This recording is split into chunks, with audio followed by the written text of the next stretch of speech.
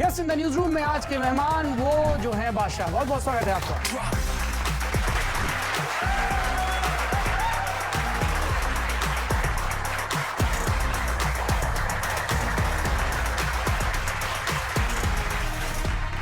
ये बम कैसे गोते खाएगा सर?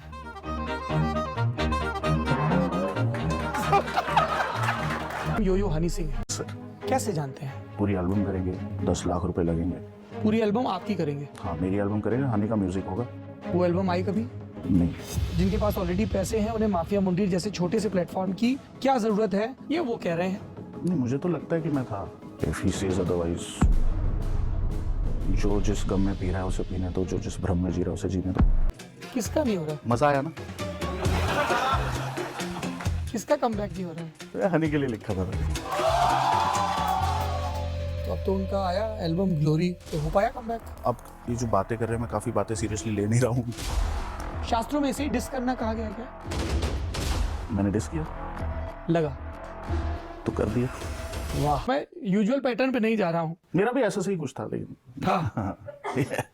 ये थोड़ा तेरी मम्मी की जय। मतलब लड़का जो है पेरेंट्स के लिए, किसी के भी पेरेंट्स हो, सम्मान से भरा हुआ।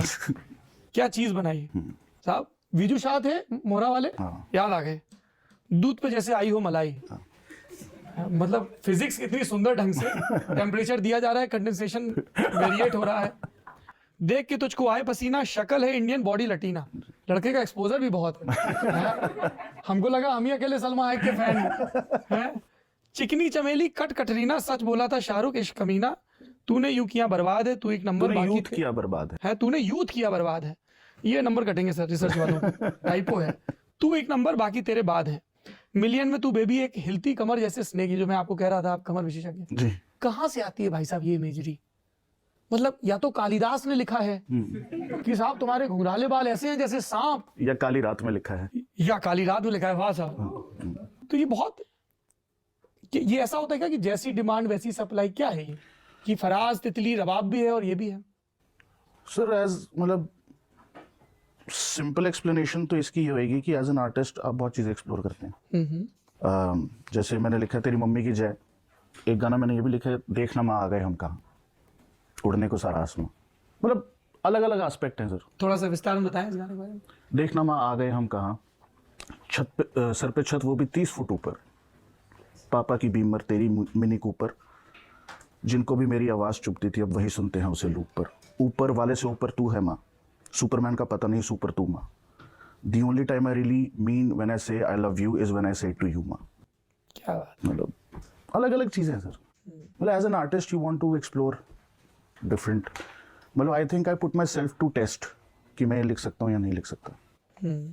बट ये लिखने में भी मज़ा आता है और जो भी मैं लिखता हूँ सब में मज़ा आता है। मतलब मेरे को ऐसा नहीं है कि किसी चीज़ का कोई वो है कि मैंने क्या लिखा है, मज़ा आता है। नाइस, मज़े पर हम आएंगे, पर अब आपने जिक्र कर ही दिया है तो हम चाहते हैं कि आप अपनी माँ श्रीमती अविनाश रानी जी के बारे में बताएं। स्कूल टीचर थे, अब रिटायर हो गए।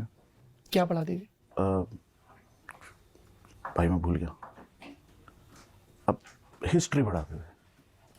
फोन करके पूछ लो, नहीं आंटी बहुत छित्तर मारेंगी कि गलत क्यों बोल के आया वहाँ। पता नहीं मैं क्या पढ़ाते थे, बट अच्छा पढ़ाते थे जो भी पढ़ाते थे, इतना पता है। कहाँ पढ़ाती थी? रानी बाग में स्कूल होता था सर, एक गवर्नमेंट स्कूल, वहाँ पढ़ाते थे। अच्छा। हाँ जी। और सबसे बड़ी बेटी थी खानदान में, और पढ़ाई करी, फिर पंजाब की रहने वाली? पंजाब, पटियाला। पटियाला।